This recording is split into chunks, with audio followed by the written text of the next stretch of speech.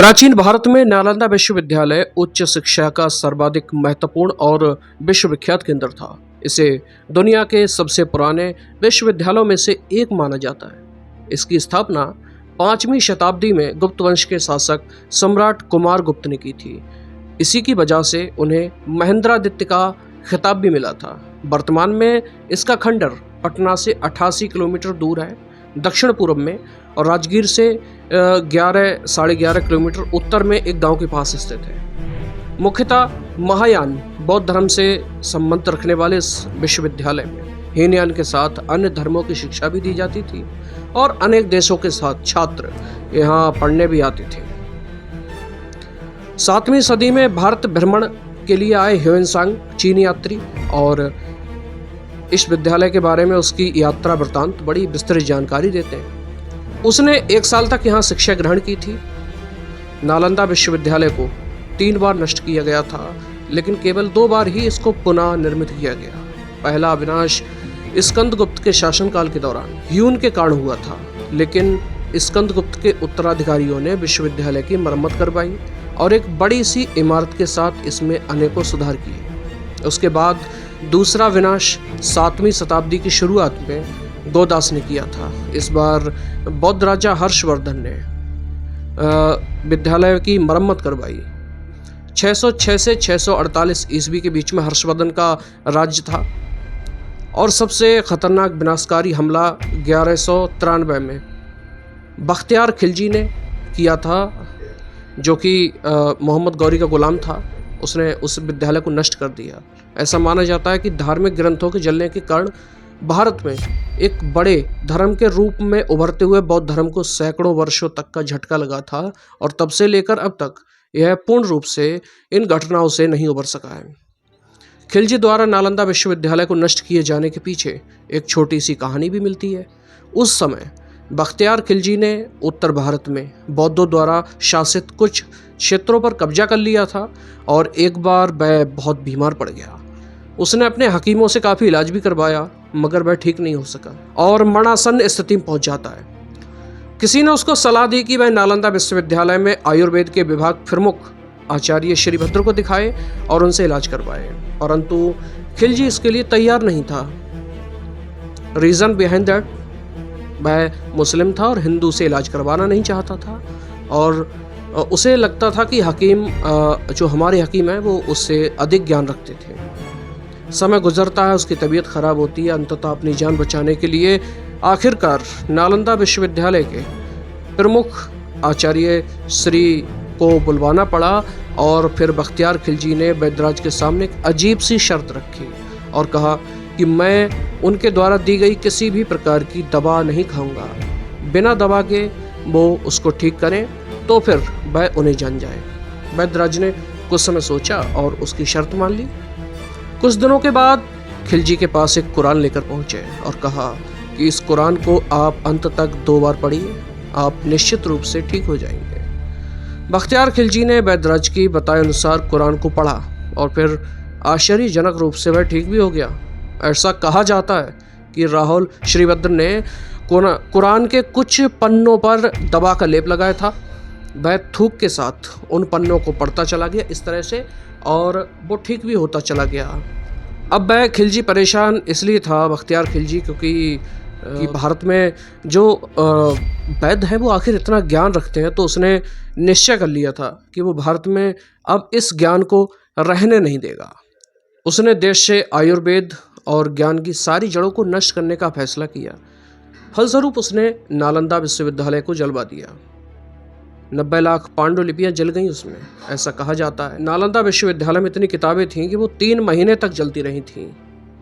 फिर तुर्की आक्रमणकारियों ने नालंदा के हजारों धार्मिक भिक्षुओं और अध्यापकों की हत्या कर दी।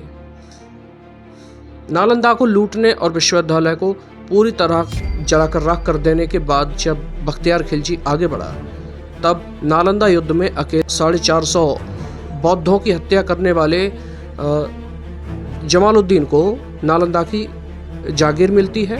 नालंदा का वह राजा बन जाता। आस पड़ोस के गांव के सभी युवक युवती या तो मार दिए गए थे या गुलाम बना लिए गए थे। बख्तियार खिलजी की कृपा से इन गुलामों में से एक बड़ी संख्या जमालुद्दीन को मिली, जो अब उसके नौकर बन गए। जमालुद्दीन के इन्हीं गुलामों में था सिद्धार्थ। उसके पिता नालंदा बिहार के द्वारपाल थे, बुद्ध की समस्त शिक्षाओं को कंठस्थ कर चुका द्वारपाल जमालुद्दीन के तलवार के सामने एक क्षण भी नहीं टिक पाया था। वहाँ बिहार को आग के हवाले करने के बाद जब सेना गांव में घुसी, तब सिद्धार्थ का परिवार गुलाम बना लिया गया था। 1.5 साल से गुलाम सिद्धार्थ अपने हृदय में प्रतिशोध की ज्वाला लेकर घूम रहा था। वह रात दिन जमालुद्दीन के सीने में कटार उतारने का सपना देखता, लेकिन जमालुद्दीन तक पहुंचने का सपना उसके लिए लगभग नामुमकिन था। लेकिन विधि उसके अनुकूल हो चुकी थी। महीने भर पहले ही उसे घोड़ों के काम से हटाकर महल में पानी पिलाने काम में लगा दिया गया। अब सिद्धार्थ रोज इसी ताक में रहता कि जमालुद्दीन के कुल के किसी भी व्यक्ति की छाती में कटार उतारकर वह अपने हृदय की ज्वाला थोड़ी बहुत शांत कर सके। महल में पानी के बड़े बड़े मटके लेकर आने जाने के क्रम में उसने अनेक कमरों की तलाशी करनी स्टार्ट कर दी, और फिर उसने जमालुद्दीन की बेटी के कमरे का भी पता लगा लिया और तलाश में रहता कि उसके हृदय की आग तेज होती जा रही थी। एक दिन रात का समय था। सिद्धार्थ पहरेदारों से छुपते छुपाते शहजादी के कमरे में घुस गया। उसने देखा शहजादी दूसरी ओर मुंह किए सो रही थी। उसकी कटार उसके हाथों में चमक उठी। वह दबे पांव शहजादी के पलंग के पास पहुंचा। उसकी कटार सो रही शहजादी के कलेजे में उतरना ही चाहती थी कि जाने कैसे शहजादी ने करवट बदली और उसकी आंख खुल गई। सिद्धार्थ ने देखा अद्भुत सौंदर्य। उसकी कटार उसके हाथों से गिर पड़ी।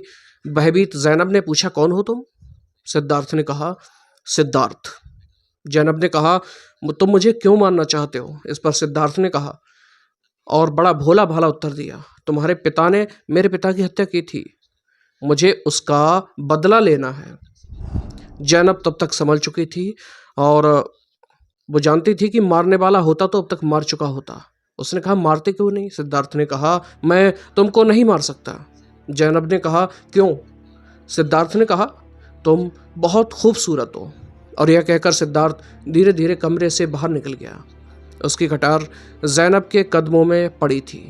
जाने क्यों जैनब मुस्कुरा उठी। सिद्धार्थ रोज महल में पानी लेकर आता, उनका यही काम था। उसे देखकर जैनब भी रोज मुस्कुराया करती थी। कुछ दिनों तक उसे नज़रअंदाज करता रहा, लेकिन अब जैनब की मुस्कुराहटों पर सिद्धार्थ भी मुस्कुरा उठता। शायद हृदय की उसकी आग मंद पड़ चुकी थी। उसकी आंखें महल में जैनब को ढूंढती रहती थीं। जैनब अब रोज पहले से ज़्यादा सुंदर लगने लगी। एक दिन पानी लाते समय एकांत देखकर जैनब ने कहा, सिद्धार्थ। सिद्धार्थ ने सर उठाकर देखा तो वह बोली, तुम भी बहुत सुंदर हो सिद्धार्थ। सिद्धार्थ की मुस्कुराहट उड़ गई और बोले, तुम्हारा बाप मेरे पिता का हत्यारा है। जैनब ने कहा, तो इसमें मेरा क्या दोष? सिद्धार्थ बोला, पता नहीं। वह तेज कदमों से चलता हुआ निकल गया। ऐसा कई बार हुआ। जैनब के मुस्कुराहट हमेशा सिद्धार्थ की राह रोकती। सिद्धार्थ मुस्कुराहट का जवाब मुस्कुरा कर देता और चला जाता। धीरे धीरे उसके हृदय की आग ठंडी होने लगी। उसमें एक पौधा उगने लगा। वह पौधा प्रेम का पौधा था। उस दिन नालंदा में मेला लगा था। जमालुद्दीन अपने वर्षगांठ पर हर साल मेला लगवाता। उस दिन नौकरों को भी छुट्टी मिलती थी। सभी गुलाम मेले में गए थे, पर सिद्धार्थ के मन में कोई उत्सुकता नहीं थी। वह यूं ही चमेली की क्यारियों में अकेला बैठा था। अचानक किसी के 2 हथेलियों ने उसकी आंखें बंद कर दी। वह मुस्कुराता हुआ बोला, जैनब। जैनब ने आँख खोली और कैसे पहचान गए सिद्धार्थ? सिद्धार्थ ने कहा, इस कैद खाने में और किसके शरीर में हृदय है, किसके शरीर में दिल है जो गुलाम को मोहब्बत करे? जैनब खिलखिला उठी, प्यार? सिद्धार्थ ने कहा, यह प्यार है या कुछ और, ये तो मैं नहीं जानता, लेकिन जैनब, जब तुम याद आती हो तो मुस्कुरा उठता हूँ। चाहकर भी तुम्हारा अहित नहीं सोच सकता, तुम्हारा बुरा नहीं सोच पाता। शायद ये प्यार ही है। जैनब की आंखें भी चमकने लगीं। वह सिद्धार्थ के निकट आ गई। सिद्धार्थ ने आकाश की ओर देखते हुए कहा, क्षमा करना, आपके हत्यारे की बेटी से प्यार कर बैठा हूँ। जैनब उसके और निकट आ गई और न जाने कैसे उनके अधर एक दूसरे को छूने लगे। अचानक सिद्धार्थ को पीछे कर लिया जैनब ने और देखा कि सेनापति नंगी तलवार लिए सामने खड़ा था, पर इसके पहले कुछ समझ पाता, बिजली की तेजी से ज़ैनब सेनापति की छाती में कटार उतार चुकी थी। उसने एक नज़र चारों ओर दौड़ाई, कहीं कोई नहीं था। उसने मुस्कुराते हुए देखा सिद्धार्थ की ओर, पर सिद्धार्थ का चेहरा बर्फ की तरह सफ़ेद हो चुका था। वह कांपते हुए बोला, ये क्या किया ज़ैनब? ज़ैनब ने कहा, प्रेम। सिद्धार्थ ने कहा, अरे प्रेम छोड़ो, अब हमारा क्या होगा? मैं तो मार दिया जाऊंगा। ज़ैनब का मुंह जैसे पगला गया। कुछ नहीं होगा, तुम हट जाओ यहाँ से, कोई नहीं जानेगा यह किसने किया। सिद्धार्थ ने कहा, कैसे कोई नहीं जानेगा? तुम तो राजा की बेटी हो, पर मैं तो मार दिया जाऊंगा। तुम्हारा प्रेम मेरी भी जान ले लेगा। ज़ैनब ने कुछ देर सिद्धार्थ के मुंह की ओर देखा और बोली कि तुम भाग जाओ सिद्धार्थ, मैं यह सब कुछ संभाल लूँगी।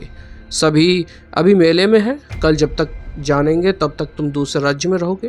तुम यहाँ से भाग जाओ सिद्धार्थ। सिद्धार्थ को कुछ दूसरा सूझ भी नहीं रहा था, तो उसने ज़ैनब के बाद वहाँ से कहने के बाद भाग जाता है और ज़ैनब भागते हुए उसे देखती रहती है। उसकी आंखें भीग गई थीं। उसके मुंह से निकला, काश तुमने उस रात ही मार दिया होता सिद्धार्थ, आज मुझे यह प्रेम की पीड़ा न सताती। इस घटना के 40 वर्ष बीत गए। नालंदा की आग ठंडी पड़ चुकी थी। जमालुद्दीन मर चुका था। ज़ैनब एक जानी मानी समाज सेविका के रूप में विख्यात हो चुकी थी। नालंदा की भीड़ भरे चौराहे पर एक फटेहाल भिखारी भूखा पड़ा हुआ था। किसी राहगीर ने उससे कहा, अरे यहाँ क्यों जान दे रहे हो? ज़ैनब बेगम के महल में जाओ, भोजन और वस्त्र सब मिल जाएगा। भिखारी कांपता हुआ बोला, कौन ज़ैनब बेगम? इस पर राहगीर ने बोला, अरे बादशाह जमालुद्दीन की बेटी। नालंदा में नए आए हो शायद? पिछले 40 सालों से वे ही इस देश के गरीबों की माँ हैं। खुद ब्याह नहीं किया, पर देश के सभी गरीबों को बच्चों की तरह पालती आई हैं। भिखारी के शरीर में जैसे प्राण आ गया था। वह लड़खड़ाता हुआ ज़ैनब बेगम के महल की ओर चला। उसकी आंखें बह चली थीं। ज़ैनब अपने महल के आगे गरीबों को भोजन खिला रही थी। ज़ैनब के सामने जाकर वो खड़ा हो गया। उसके चेहरे की ओर देखकर कहा, क्या चाहिए? अचानक ज़ैनब की आंखें फैलती चली गईं। वह बुदबुदाई, सिद्धार्थ। भिखारी कांपते कांपते ज़ैनब के कदमों में गिर चुका था। ज़ैनब ने नौकर को पानी लाने के लिए कहा और सिद्धार्थ को उठाना चाहा, पर शायद उसके पास समय नहीं था। वह इस बार भी भाग गया था। इस बार सदा के लिए भाग गया था वो। दुपट्टे से आंख पोंछती वो। 40 साल बाद आए तो दुख देकर ही गए। खूब तुमने बदला लिया।